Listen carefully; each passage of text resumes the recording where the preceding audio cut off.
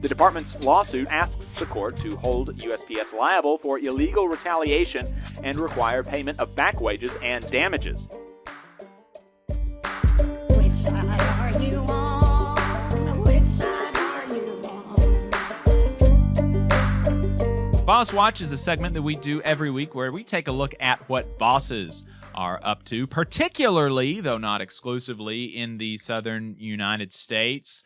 We're going to head over to Florida, where Marriott Vacations Worldwide, which sell vacation timeshare programs for hotels and vacation clubs, violated federal law when they failed to accommodate an employee's request not to work Saturdays so she could observe Sabbath. The U.S. Equal Employment Opportunity Commission charged in a lawsuit that they filed last week. According to the lawsuit, management at Marriott Vacations Worldwide and Marriott Ownership Resorts initially allowed an employee who is a Seventh-day Adventist a religious accommodation that allowed her to avoid Saturday shifts.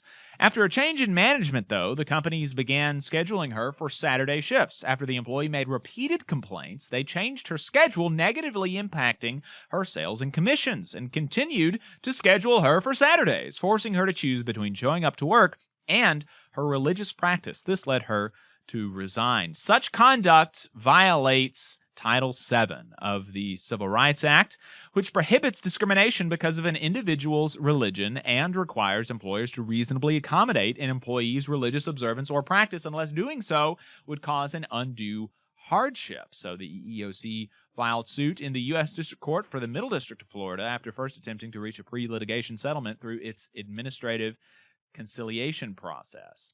EEOC Acting Chair Andrea Lucas said, employers need to remember that religious rights are not second-class rights, but rather are part of our nation's first principles. Employers should take compliance with religious accommodation requirements under Title VII as seriously as compliance with their disability and pregnancy accommodations obligations. Very seriously.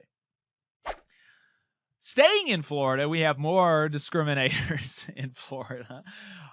This one is 3 Florida construction parts and auto mechanic companies. They have agreed to pay $215,000 and furnish other relief to settle a race and national origin discrimination lawsuit filed by the U.S. Equal Employment Opportunity Commission, the federal agency announced today. According to the EEOC's lawsuit, Trebor USA Corporation, Colt Truck Care, LLC, and Wholesale Building Products, LLC, subjected Black and Hispanic employees to racial slurs, including supervisors calling employees the N-word, lazy, spick, I don't know, that I've never heard that one, and boys.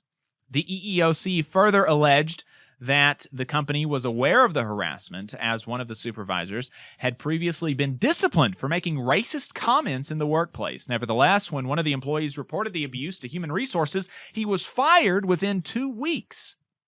This alleged conduct violates Title VII of the Civil Rights Act of 1964, which protects individuals from workplace discrimination and harassment. So the EEOC filed suit on September 30th, 2024 in the U.S. District Court for the Southern District of Florida after first attempting to reach a pre-litigation settlement through its conciliation process. In addition to over $215,000 in damages, the 3-year consent decree settling the suit requires the companies to amend their equal employment opportunity practices, conduct training for human resources personnel, management personnel, and all non-supervisory employees, provide reports to the EEOC, and post anti-discrimination notices.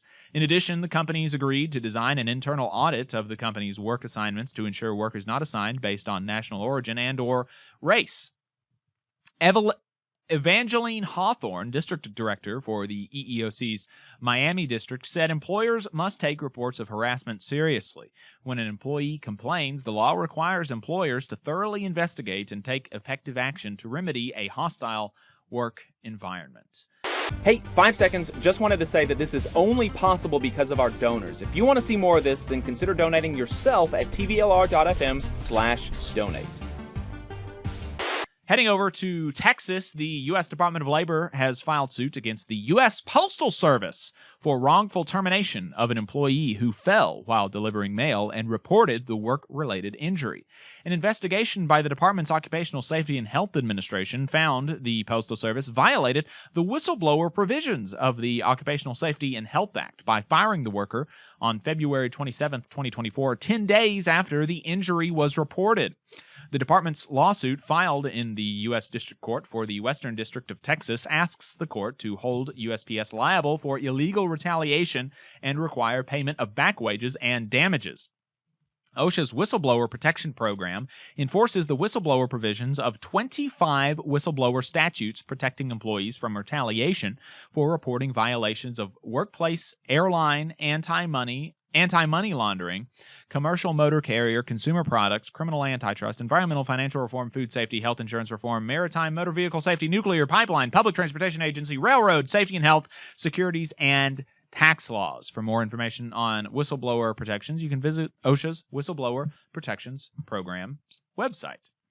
And finally, this segment of Boss Watch, Union Busters, covering national updates, is sponsored by Labor Lab. Labor Lab is an employer watchdog organization. They are committed to safeguarding the right to organize through unions, collective bargaining, and mutual aid. They do this by combing through reports that Union Busters are required to file with the Department of Labor. Here are the new filings from last week. Real Alloy in Ohio hired Alfred Lacey for $2,000 a day. Workers still won their union election, although the Union Busters did not file until after the election was over. Peachtree Hospitality Management, doing business as AC Marriott in California, hired Armor and Royalty Consultant. Workers withdrew their petition for a union election, and Union Busters did not file until after the petition was withdrawn. Dreyer's Grand Ice Cream in California hired Action Resources for $3,750 a day. That money paid off for the company because the workers did lose that union election, 115 to 160. The Union Busters also didn't file until after the election was over. Dolomite Products Company in New York hired Labor Consulting Group for $395 an hour. Trap Rock and Granite Quarries in Illinois hired Labor Consulting Group for $395 an hour. Workers withdrew their petition for a union election, and the Union Busters did not file until after the election petition was withdrawn. Jersey Shore University Medical Center in New Jersey hired Taryn Becker. They did not disclose the amount. In addition, the following LM20s, the following filings were amended. Pantera Consulting amended their LM20 for Amazon in Illinois to add their compensation rate, $375 an hour, add the union, the Teamsters, and add the employer, EIN. You just saw a clip from the Valley Labor Report. We are live every Saturday morning from 9:30 a.m. till 12:30 p.m. And we pride ourselves on keeping all of our content free to everybody so that we can talk to as many working folks as possible. If you support the work that we're doing, you think that it's important, you think that it's good, then consider making a monthly contribution to the project, and you can do that on our website, tvlr.fm.